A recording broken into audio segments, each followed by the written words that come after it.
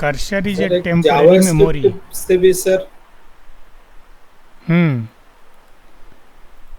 JavaScript भी sir SQL से sir connect होता है सर। हो जाता है वेब सर्विस के थ्रू। ASP.NET का जो वेब सर्विस है ना, उससे आराम से हो जाएगा। वो सर्विस आप फाइल आपको बनानी है उसके लिए। हाँ, डायरेक्ट नहीं होता है, थर्ड पार्टी का उसमें यूज़ करना पड़ता है। आगे ASP.NET पढ़ोगे ना, वेब सर्विस पढ़ाएंगे तो उसमें जावा स्क्रिप्ट को कनेक्ट करके दिखाएंगे। देखो तो स्क्रीन शेयर हो गया ना। कर्सर इन जी sir. SQL server.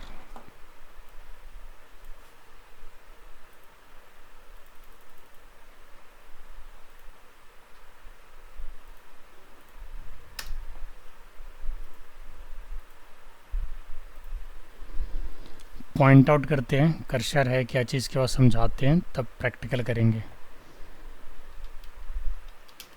Cursor is a temporary memory. इसके पहले आपने क्या पढ़ा था? Temporary table. कर्सर क्या है? टेम्पररी मेमोरी है, और टेम्पररी वर्क स्टेशन कह सकते हो आप। टेम्पररी वर्क स्टेशन, ठीक है। SQL cursor is a database object that is used to retrieve data from a result set one row at a time। इस लाइन का मतलब समझ रहे हैं? जैसे मान के चलो एम्प्लॉय टेबल के अंदर 10 रिकॉर्ड्स है। ध्यान से सुनना शहजाद फिरदौश। मान के चलो कि एम्प्लॉय टेबल्स के अंदर कितने रिकॉर्ड्स हैं? 10 रिकॉर्ड्स हैं। जब आप नॉर्मल सेलेक्ट क्वेरी चलाते हो तो वो सारे रो एक दूसरे से सटा हुआ दिखता है। दिखता है कि नहीं दिखता है? रो 1 जी सटा सर। हुआ रहता है रो 2 से, रो 2 सटा हुआ रहता है रो 3 से, मतलब सारे सटे हुए रहते हैं। कर्सर क्या करता है? सारे रो को अलग अलग कर देता है। फर्स्ट रो दिखेगा, इसके बाद गैप डाल देगा, फिर सेकंड रो दिखेगा, फिर गैप डाल देगा, ठीक है। इसीलिए इसका नाम क्या पड़ा यहाँ पे? वर्क स्टेशन या फिर temporary memory. SQL cursor is a database object that is used to retrieve data from a result set one row at a time, ठीक है। SQL cursor is used when the data needs to be updated row by row. किसी भी data को अगर आपको रो by row update करना है, रो by row delete करना है, या रो बाय रो कोई भी काम आपको करना है, तो उसके लिए कर्सर ज़्यादा यूज़फुल है। कर्सर हम लोग छोटे टेबल वगैरह के लिए इस्तेमाल नहीं करते हैं। कर्सर जहाँ पे लार्ज अमाउंट ऑफ रिकॉर्ड्स होता है वहाँ पे इस्तेमाल किया जाता है। It is allocated by database server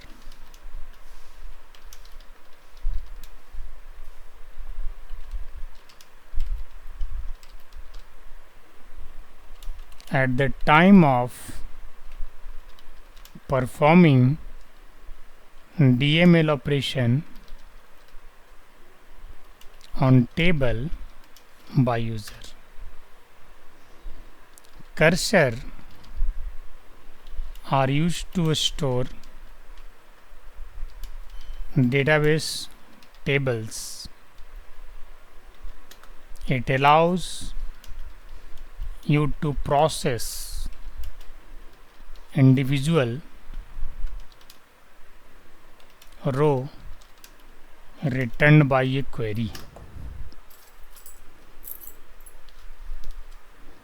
कितने टाइप के कर्सर होते हैं ये पूछा जाता है सवाल। कर्सर क्या है, कितने टाइप के कर्सर होते हैं ये पूछा जाता है। Types of cursor. फर्स्ट है implicit cursor.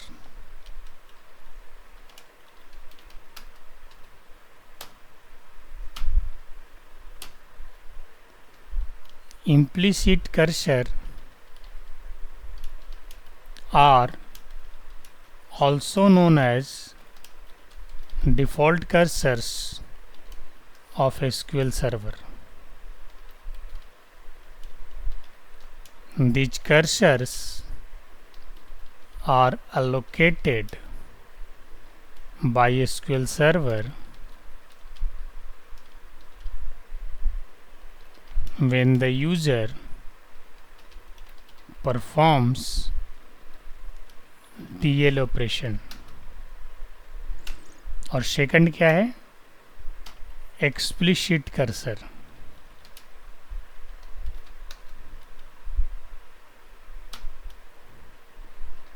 explicit cursor are created by users whenever the user requires them.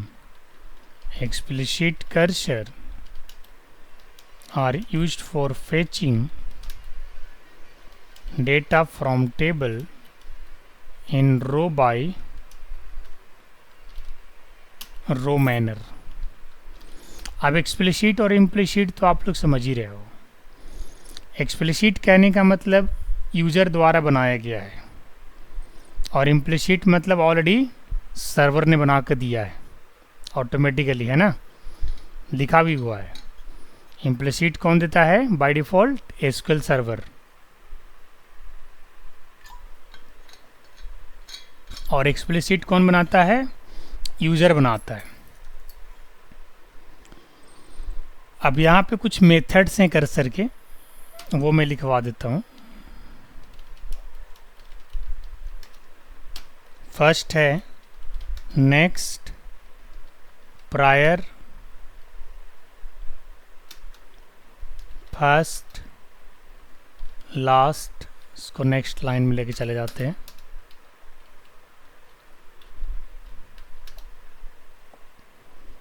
Absolute n, relative n।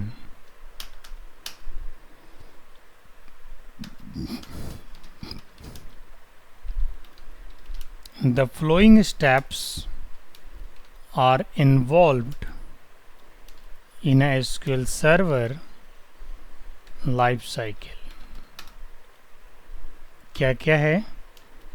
Declaring cursor. सबसे पहले कर्सर बनाने के लिए कर्सर को डिक्लेयर करना पड़ता है, और declaring cursor is a same just like a declaring variable in the programming language. Clear है सजाद? इसके बाद फिर कर्सर को खोलना होता है, तो क्या लिखोगे यहाँ पे? ओपनिंग कर्सर, ठीक है। फिर फेचिंग कर्सर, फिर क्लोजिंग कर्सर, ये स्टेप्स हैं। फिर डीएलोकेटिंग। डीएलोकेटिंग मतलब ख़त्म करना, है ना, डिस्ट्रॉय करना। डिक्लेयरिंग कर्सर हो गया, ओपनिंग कर्सर हो गया, फेचिंग कर्सर हो गया, और डीएलोकेटिंग कर्सर हो गया। यही 5 स्टेप्स पे पूरे कर्सर का लाइफ साइकिल है, मतलब डिक्लेयर होने से डिस्ट्रॉय होने तक। अब डिक्लेयरिंग कर्सर से क्या समझते हैं, यहाँ पे एक पॉइंट ऐड करते हैं, ध्यान दीजिएगा। डिक्लेयरिंग कर्सर जो होता है बेसिकली किस लिए यूज होता है? एक सेकेंड होल्ड ऑन करना।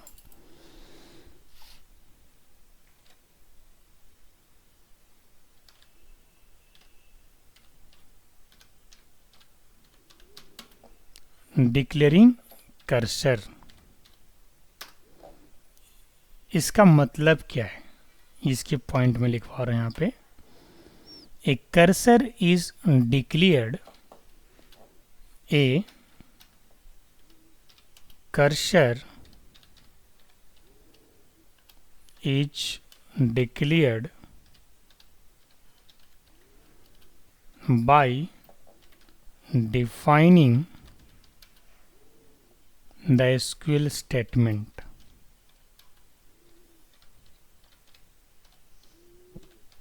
ठीक है। एसक्यूएल स्टेटमेंट के द्वारा इसको कर्सर को डिक्लेयर किया जा सकता है। इसके बाद नेक्स्ट पॉइंट क्या है, ओपनिंग कर्सर। ओपनिंग कर्सर से क्या समझते हैं वो भी लिख देता हूँ। Opening cursor, A cursor is opened, A cursor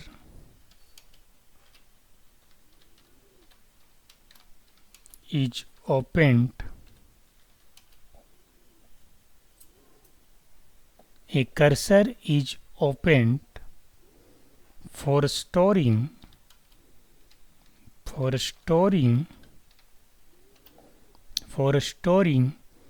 data retrieved from the result set,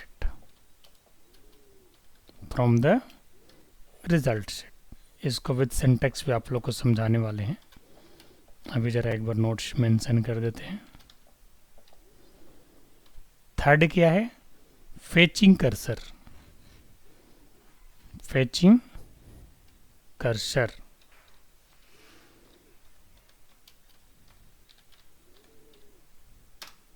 fetching cursor से हम लोग क्या समझते हैं, when a cursor is opened,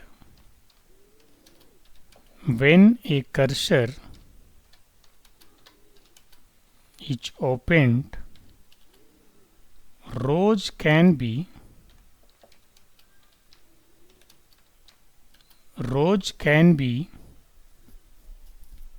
fetched from the cursor,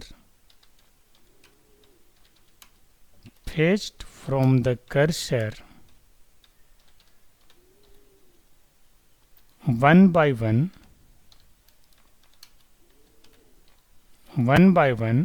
or in a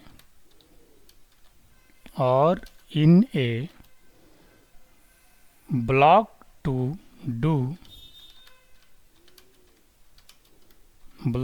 do data manipulation।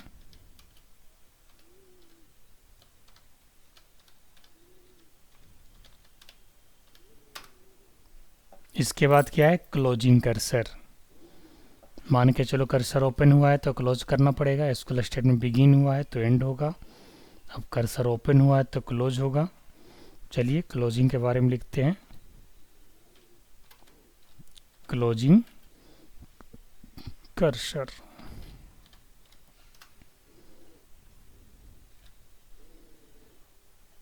The cursor should be closed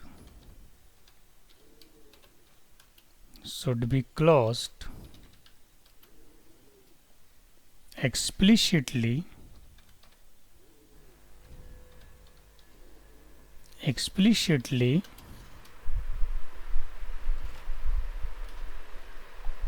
after data manipulation।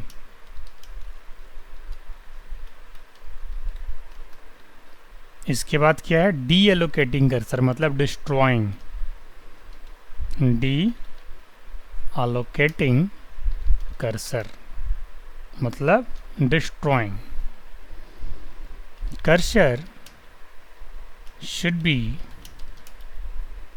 deallocated to delete cursor definition and release all the system resources associated with the cursor।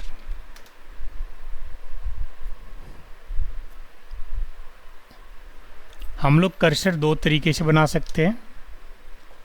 यहाँ पे एक mention करते हैं tip point, note we can use cursors in 2 ways। कौन कौन, first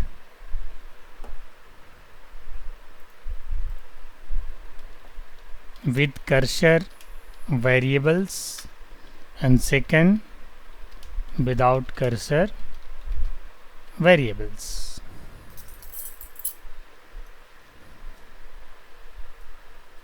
ठीक है, with cursor variables and without cursor variables. ठीक है, अब चलते हैं आगे, कर्सर बना के दिखाते हैं कर्सर कैसे बनेगा। तो यहाँ पे एसक्यूएल सर्वर को ओपन करता हूँ और सारे स्टेप को फॉलो करते हुए कर्सर बना के दिखाते हैं।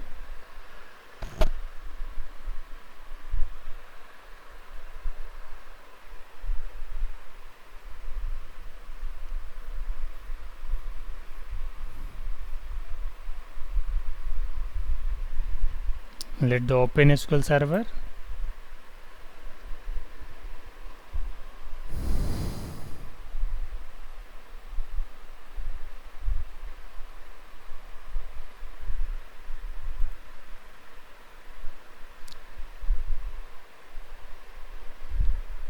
I am just selecting a table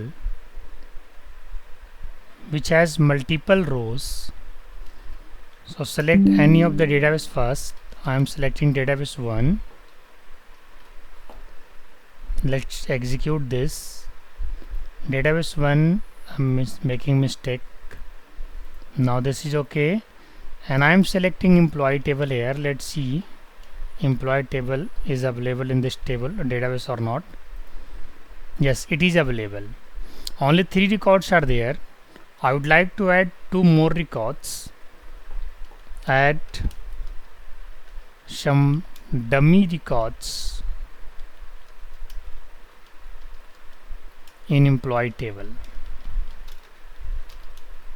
Insert into employee values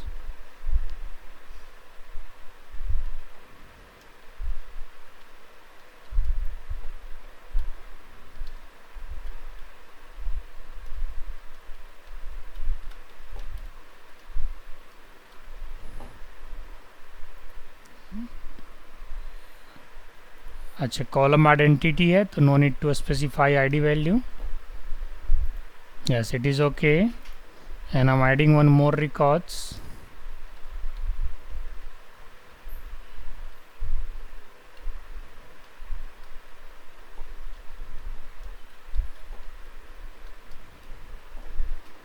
Now employee table है 1 2 3 4 5 rows, and now I'm creating cursor.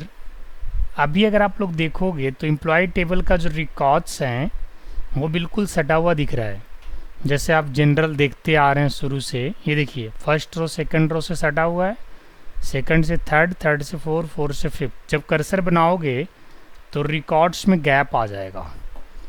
देखो कैसे गैप आता है. सबसे पहले कर्सर डिक्लेयर किया. डिक्लेयर कर्सर का नाम दिया हमने माई कर्सर. फिर लिखना होगा cursor scroll for select star from employ. अब इसके बाद कर्सर ओपन करना पड़ेगा. सबसे पहला लाइन में हमने डिक्लेयर किया, इसके बाद कर्सर ओपन करते हैं. कर्सर का नाम क्या दिया, माई कर्सर. ओपन किया. क्या फेच करना है, fetch first from my cursor. फिर फेच नेक्स्ट. ये कुछ मेथड यूज़ कर रहा हूँ कर्सर का, जैसे यूज़ कर रहा हूँ वैसे ही आपको दिखेगा. फेच फर्स्ट कहने का मतलब फर्स्ट रिकॉर्ड, फेच नेक्स्ट मतलब फर्स्ट के नेक्स्ट. ठीक है. फेच लास्ट मतलब मोहन, सबसे लास्ट रिकॉर्ड. तो अमरेश, गोपी और मोहन ये 3 रिकॉर्ड सेट में आने वाला है.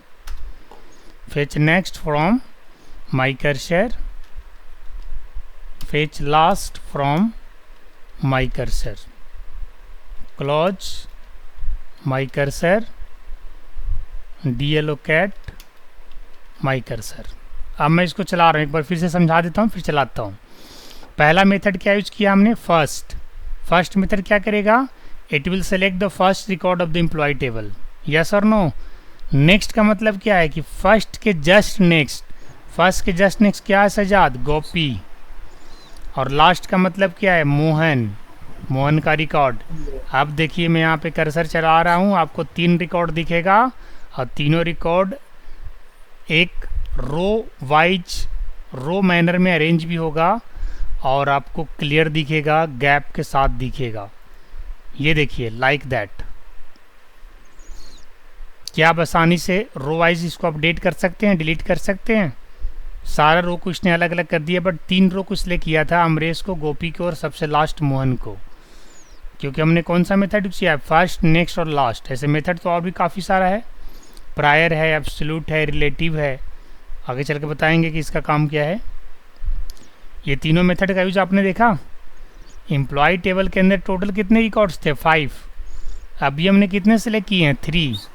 कौन कौन, फर्स्ट रिकॉर्ड और नेक्स्ट का मतलब क्या हुआ, उसका जस्ट नेक्स्ट, और लास्ट का मतलब सबसे लास्ट। और ये 5वां स्टेप हुआ यूज। देखिए कर्सर का ये रिजल्ट है, क्या कुछ अलग दिख रहा है? क्या सेलेक्ट क्वेरी चला करके एम्प्लॉय टेबल से इस तरीके से, क्या इस प्रकार से आप देख पाओगे? नहीं देख पाओगे। नहीं सर। जब सिंगल सिंगल क्वेरी लिखोगे ना तब देख पाओगे। सिंगल सिंगल क्वेरी बार बार आपको क्वेरी चलानी पड़ेगी। यहाँ तो एक बार क्वेरी चलाना पड़ रहा है। इसका यूनिट माई कर्सर, और ये 5 स्टेप में सारा बन गया। सबसे पहला स्टेप क्या हुआ, डिक्लेरेशन। दूसरा स्टेप क्या हुआ, ओपनिंग। तीसरा स्टेप क्या हुआ, फेचिंग। चौथा स्टेप क्या हुआ, क्लोजिंग। 5वां स्टेप क्या हुआ, डीएलोकेटिंग, मतलब डिस्ट्रॉय। इसका मतलब क्या हुआ, आपको कुछ देर के लिए कर्सर आपको दिखाया, इसके बाद कर्सर डीएलोकेट भी हो गया। ठीक है, कर्सर डीएलोकेट भी हो गया। समझे बात को? अब अगर मैं माई कर्सर को दोबारा यहाँ पे चलाऊंगा ना, कोई रिजल्ट नहीं आने वाला है। तो कर्सर ने अपना काम कर दिया। कहने का मतलब कर्सर हम लोग का यूज़ करते हैं जब record manner, row wise manner में कोई डेटा वगैरह अपडेट करना हो या विजुअल कराना हो तो ही कर्सर यूज करते हैं, ताकि फ्रेश क्लियर डेटा दिख पाए। चलो और भी सर, एक टेबल के अंदर 5 रिकॉर्ड है सर, हम 5 रिकॉर्ड का फैच करना चाहेंगे तो यह होगा कि नहीं होगा सर पूरा? हाँ हो जाएगा। अभी आते हैं ना, 5 के 5 करके दिखाते हैं, चिंता ना करो।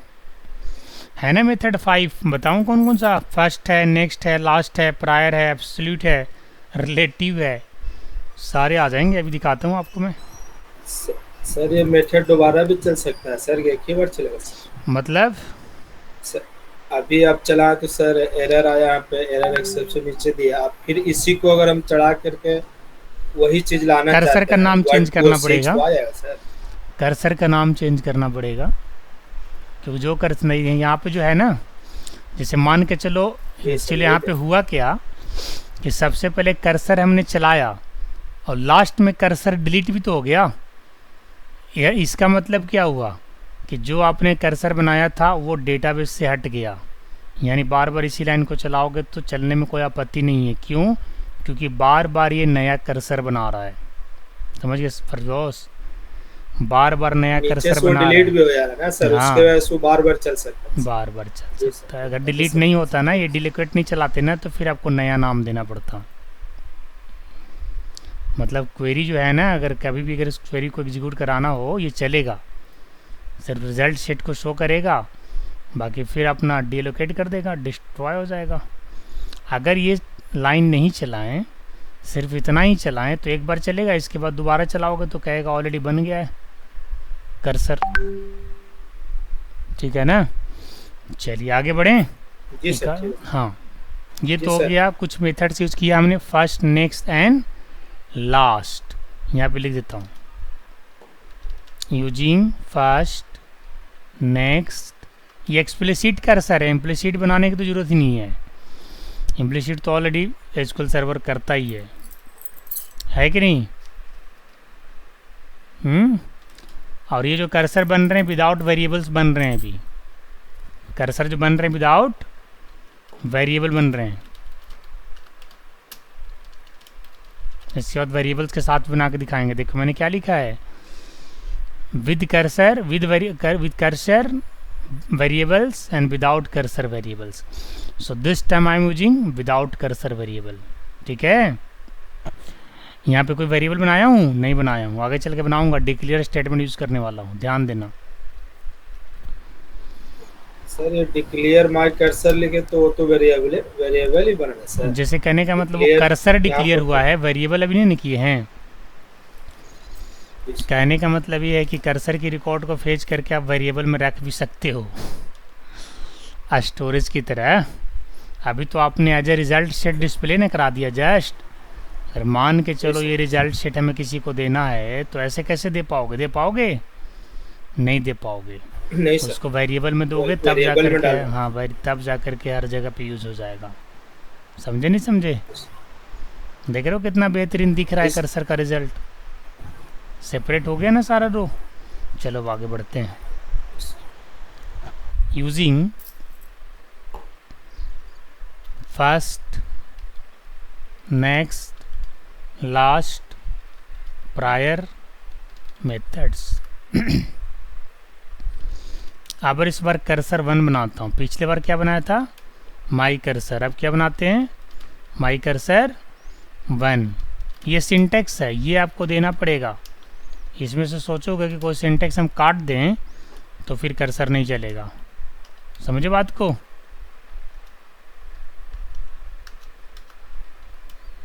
ओपन माई कर्सर 1,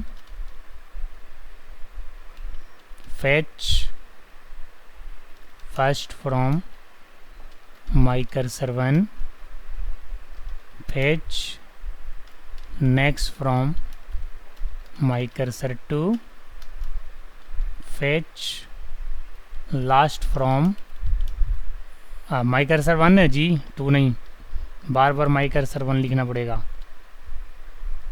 हाँ एक मेथड इसमें बढ़ा दिया मैंने, प्रायर। अब बताओ जरा आप लोग इससे क्या समझते हैं आप? अब कौन कौन सा रिकॉर्ड आने वाला है गेस करके बताइए। सजाद एंड फिरदौस। पहले तो फर्स्ट आएगा सर, उसके बाद सेकंड आएगा, उसके बाद लास्ट।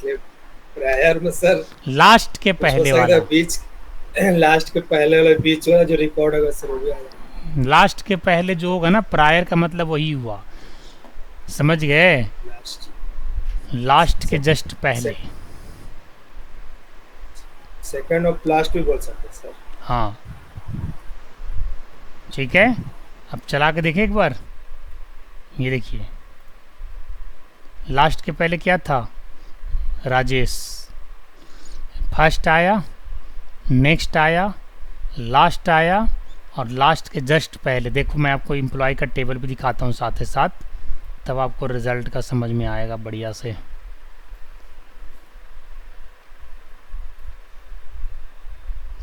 समझ में आ रहा है? कर्सर बड़ा आसान चीज़ है, कोई इसमें लॉजिक नहीं है, बस खाली बना करके रिकॉर्ड वाइज जो है ना शो कराने के लिए। अब देखिए ज़रा मिलाइए। सबसे ऊपर में एम्प्लॉय टेबल दिख रहा है, सबसे लास्ट में क्या था? मोहन। तो मोहन तो आया, और मोहन से प्रायर कौन है? राजेश। तो देखो यहाँ पे राजेश आया। ये कर्सर का रिजल्ट है, ये कर्सर का रिजल्ट है, ये नॉर्मल रिजल्ट है। दोनों में फ़र्क दिख रहा है? लास्ट से पहले भी तो प्रायर लगा सकते हैं सर, वो ऐसा देखिए। वैसे अगर लगाओगे तो पता है क्या होगा? लास्ट से पहले प्रायर लगाओगे तो पता है क्या होगा? नेक्स्ट के प्रायर आएगा, यानी फिर से पहला रिकॉर्ड दे देगा अमरीश को। उसको दे देगा सर। यस, ये कहानी यहाँ पे। समझे बात? उसको भी लगा के देखिए सर। हाँ बिल्कुल, देखिए ना मैं दिखाता हूँ ना। एक्सपेरिमेंट करने में क्या जा रहा है? आपने क्या बोला था?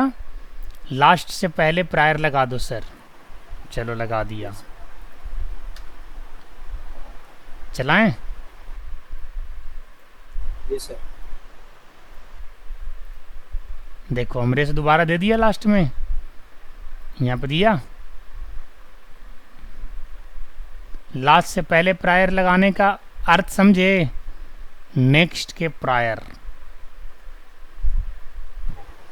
जी सर। कन्फ्यूजन तो नहीं है? मैं क्लियर कर दूं कन्फ्यूजन अगर है तो। फर्स्ट तो क्लियर है कि फर्स्ट आ गया अमरेश, जी और सर। नेक्स्ट भी क्लियर है कि सेकंड रो में गोपी है। बट इसके बाद फिर अमरेश क्यों आया? क्योंकि आपने नेक्स्ट के बाद प्रायर लगाया। मैंने क्या कहा था? नेक्स्ट यानी सेकंड रो। सेकंड रो के प्रायर अगर लगाओगे तो उसका प्रायर क्या हो गया? फिर से फर्स्ट रो हो गया। सेकंड का प्रायर फर्स्ट हुआ ना, लास्ट का सेकंड लास्ट हुआ, थर्ड का प्रायर सेकंड हो गया, फोर्थ का प्रायर थर्ड हो गया। प्रायर मैंने पहले वाला। सर जी सर, तो हमरे प्रायर लगाएंगे सर, हाँ तो कोई भी टेबल को तो सर वो मतलब सिक्वेंसली तो देगा नहीं, या तो फिर लास्ट का सेकंड देगा, या बीच में लगाते हो तो फर्स्ट का सेकंड दे देगा सर। फर्स्ट का इस सेकंड, टाइप से मतलब फर्स्ट का सेकंड क्यों देगा? फर्स्ट नहीं के सर, पहले सेकंड का प्रायर फर्स्ट लगाओगे तो पता है क्या होगा? जी, फर्स्ट के पहले प्रायर लगाओगे तो पता है क्या होगा? हैं? फर्स्ट के पहले प्रायर लगा के दिखाऊं? तो फर्स्ट से पहले सर लगेगा, तो फर्स्ट से पहले है सर कुछ हर लगा के देखते हैं ना एक बार, टेंशन काहे लेते हो? हैं? ज़्यादा क्या होगा, रिजल्ट नहीं आएगा, लेकिन कुछ न कुछ तो ज़रूर होगा। देखो क्या होता है। सो देखो ना, मैजिक करके दिखा रहा हूँ।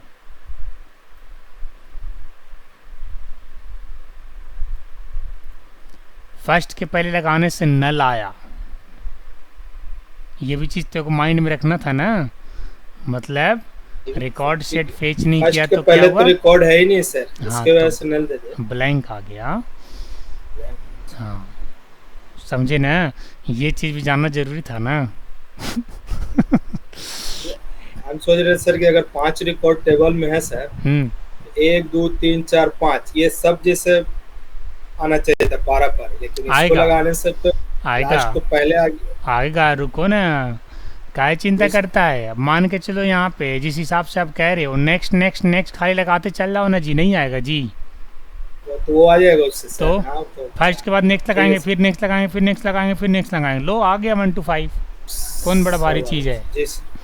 लेकिन अभी उसको दूसरे तरीके से लाएंगे, चिंता नहीं करिए। इस बार थोड़ा और मेथड बढ़ा रहे हैं। ये तो समझ में आ गया, प्रायर का यूज समझ में आ गया। प्रायर सजाद जी सर। जी सर। क्लियर, कोई दिक्कत नहीं ना? नहीं सर। एकदम बढ़िया से इंटरव्यू दे देगा प्रायर अगर कुछ ने पूछा तो। जी सर, प्राय मतलब पहले सर, लास्ट से पहले। हाँ, फिर लास्ट से पहले प्रायर जहाँ लगेगा वहाँ पे वो काम करेगा। अभी फिरदौस के साथ किस चीज़ का यहाँ पे हमने डिस्कशन किया? हाँ फिरदौस सर। ने कहा कि सर नेक्स्ट से पहले लगा दीजिए प्रायर, तो फर्स्ट आ गया। फिर है ना, कोई जरूरी नहीं कि प्रायर जो है सर लास्ट से यही- पहले ही लगेगा या लास्ट के बाद ही यहीं लगेगा। पास लगेगा सर, तो उससे पहले वाला रिकॉर्ड बस उसके जस्ट पहले वाला जो आएगा, मतलब मान के चलो लास्ट के बाद अगर आप प्रायर लगाओगे तो लास्ट से पहले वाला, नेक्स्ट से पहले प्रायर लगाओगे, नेक्स्ट के बाद लगाओगे तो नेक्स्ट से पहले वाला आएगा। और अगर आपने 1 के बाद लगा दिया, यानी फर्स्ट के बाद प्रायर लगा दिया, तो क्या आएगा? फर्स्ट के नल पहले आएगा सर। ब्लैंक नल। आ जाएगा पूरा टोटल। अब समझ में आया बात? जी सर। हाँ, मैंने एक पहले रिकॉर्ड्स आएगा। चलिए अब थोड़ा सा मेथड और बढ़ाते हैं, ध्यान दीजिएगा। Using first, next, last, prior, absolute, relative methods of cursor, इतने सारे मेथड यूज करने वाले हैं, ध्यान दीजिएगा। Declare my cursor to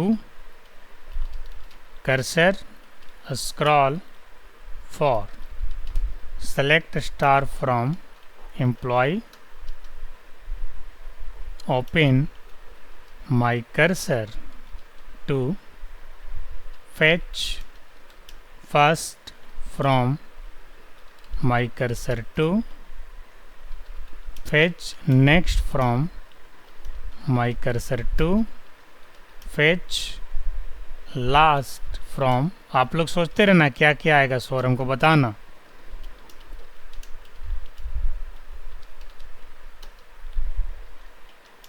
fetch absolute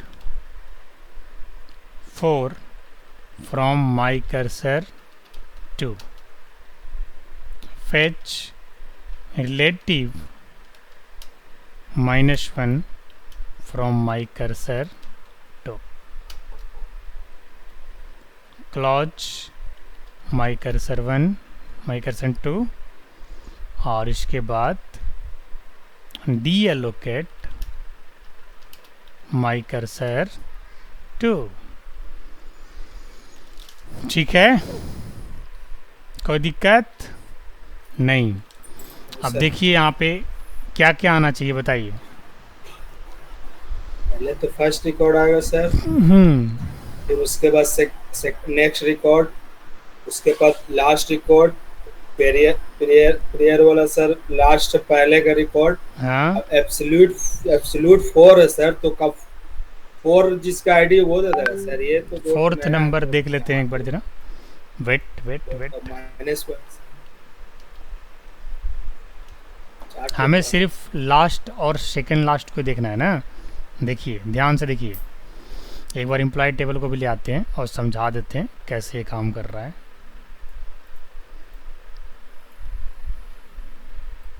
सबसे नीचे रखते हैं एम्प्लॉय टेबल, या ऊपर में रख लेते हैं, कोई दिक्कत नहीं है।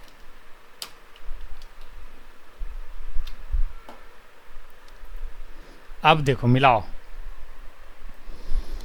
सबसे पहले क्या आया, फर्स्ट आया, फर्स्ट फिर क्या आया, नेक्स्ट नेक्स्ट आया आया, सर, फिर क्या आया, लास्ट आया, लास्ट आया सर, और लास्ट लास्ट के से पहले प्रायर वाला आ है गया।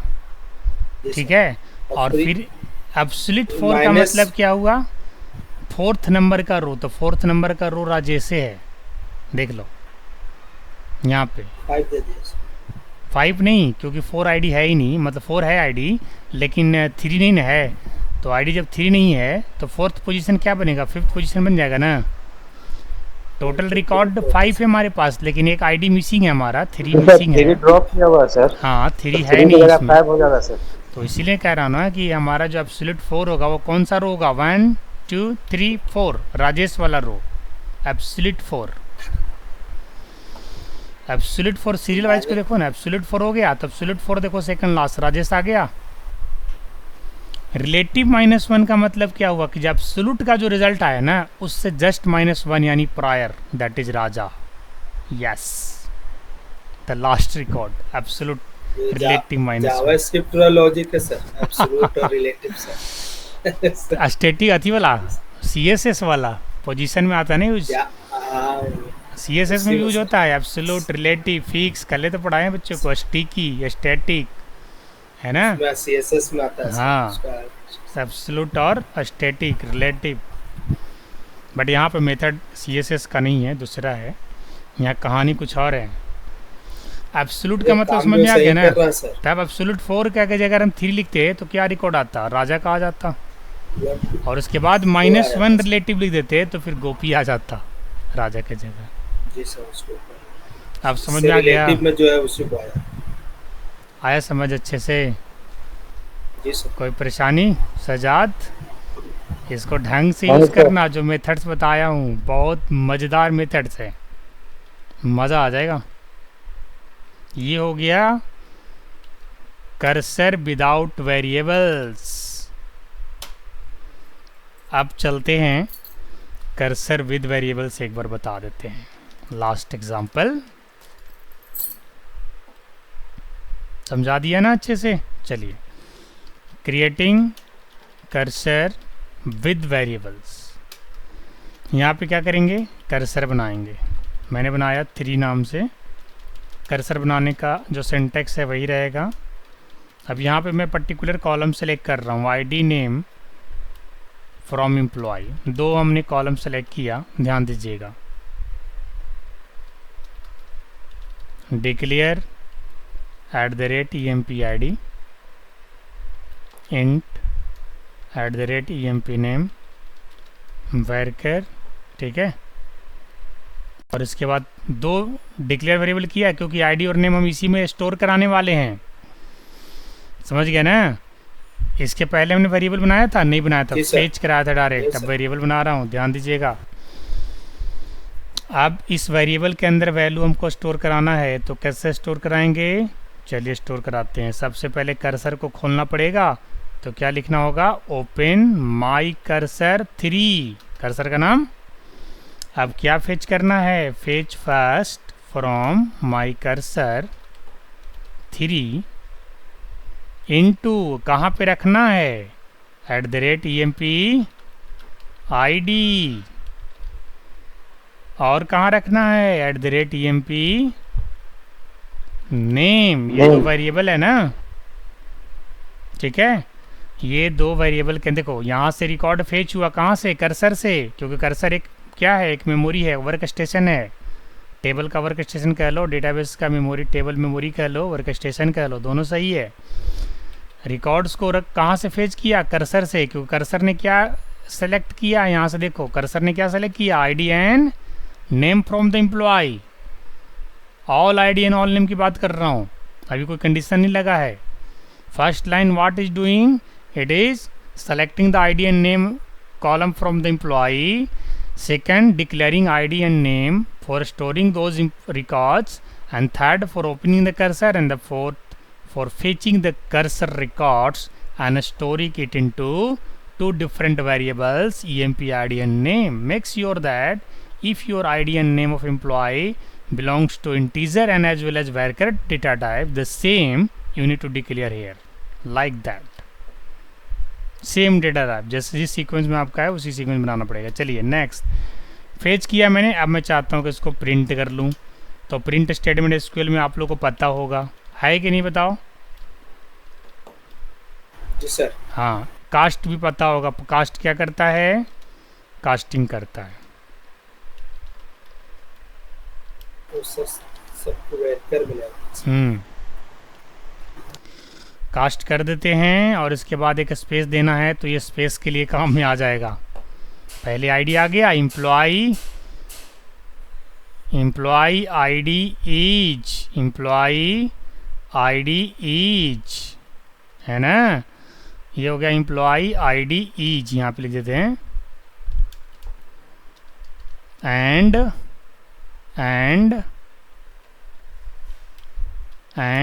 नेम इज, यहाँ से क्या देना पड़ेगा हमको, @emp नेम, ठीक है ना। एम्प्लॉय आईडी को हमने स्टोर करा लिया और नेम को स्टोर करा लिया। इसके बाद हमको क्या करना पड़ेगा, कास्टिंग तो हमने कर ही दिया यहाँ पे, कास्टिंग यहाँ पे क्यों करना पड़ा, क्योंकि आईडी हमारा इंटीजर है, और बाकी इधर कास्टिंग की जरूरत क्यों नहीं पड़ा, क्योंकि नेम हमारा वैरकर है, वैरकर को कोई कास्ट की जरूरत नहीं है, ऑलरेडी वो मैसेज प्रिंट कर देगा। यस या नो? यस। चलिए, एक तो हमने प्रिंट करा लिया, अब इसके बाद फिर से फेच कर रहा हूँ, ध्यान दीजिएगा। फेच, पहले फेच, फर्स्ट को देखो, फर्स्ट को फेच किया, प्रिंट करा, फर्स्ट को फेच किया, प्रिंट करा, क्योंकि फेच करके इस बार हमने वेरिएबल में डाल दिया है ना। पहले फेच करते तो डायरेक्ट फेच करके प्रिंट हो जाता था, लेकिन इस बार फेच करके कहाँ पे डाल दिया है, इनटू करके वेरिएबल के अंदर। अब वेरिएबल की वैल्यू को अगर प्रिंट कराना हो तो प्रिंट स्टेटमेंट लगाना पड़ेगा। क्लियर है? अब चलो दोबारा हम यहाँ पे यूज़ करते हैं, fetch next from my cursor 3 into @empid comma देके emp नेम, ठीक है। और इसके बाद फिर से ये प्रिंट करना पड़ेगा, ठीक है। चलो एक काम करते हैं, इसी लाइन को कॉपी करके पेस्ट कर देते हैं, क्योंकि जो फर्स्ट में यहाँ पे फर्स्ट करेगा प्रिंट, और जो रिकॉर्ड्स नेक्स्ट के लिए आएगा यहाँ पे नेक्स्ट प्रिंट कर देगा। समझ आ रहा है बात को? रिकॉर्ड अलग अलग लिखना आएगा, इसमें फर्स्ट रिकॉर्ड आएगा, इसमें उसका नेक्स्ट रिकॉर्ड आएगा कि नहीं आएगा, बताओ जरा। उसी से आ जाएगा सर, लास्ट आएगा। अब यहाँ पे फेच नेक्स्ट की जगह क्या लिखना है भाई, लास्ट। क्या लिखना है भाई, लास्ट। और बाकी ये सेम चीज़ रहेगा भाई, यहाँ पे सेम चीज़ रहेगा। चलो बढ़िया हो गया। अब मुझे 3 ही रिकॉर्ड चाहिए, कर्सर को क्लोज कर दो भाई, यहाँ पे माई कर्सर 3 है ना, फिर कर्सर को डीलोकेट कर दो भाई। तो ये क्या हो गया, कर्सर विद वेरिएबल। और देखिए कैसे इसका रिजल्ट आता है, दिस इज द रिजल्ट। देखो तो कितना सुंदर आया, एम्प्लॉयड इज 1, ठीक है, and name is Amresh. Employee ID is 2 and name is Gopi. Employee ID is 6 and name is Mohan. The first record, next record and the last record. अब ये रिकॉर्ड्स कहाँ से आया, वेरिएबल से। और जब हम वेरिएबल नहीं लगा रहे थे तो क्या कर रहा था, एक हॉरिजॉन्टल लाइन बीच में डाल रहा था, देख रहे थे आप लोग, कॉलम के हेडर भी आ रहा था। यस या नो? जी सर। क्लियर हो गया? यही है वेरिएबल से कर्सर। रिटर्न कर रहा रिकॉर्ड सर, वो था कि सिर्फ आप इसको मान के चलो, आप कहीं किसी को दे सकते हो ना, जैसे हमने प्रिंट कराया, हमको प्रिंट नहीं कराना, हम किसी को देना है तो दे देगा वो आराम से। फॉर रीयूजिबिलिटी वेरिएबल्स वगैरह क्यों बनाते हैं? फॉर रीयूजिबिलिटी, कहीं पे अगर उसकी डेटा को अगर रीयूज़ करना है तो वेरिएबल बना दो।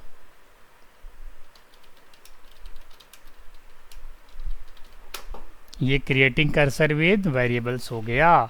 अभी दोनों की प्रैक्टिस कर लेना, और ये सेशन भी रिकॉर्ड हो गया है, पीडीएफ बना करके भेज रहा हूँ। कोई डाउट तो नहीं रहा अभी तक?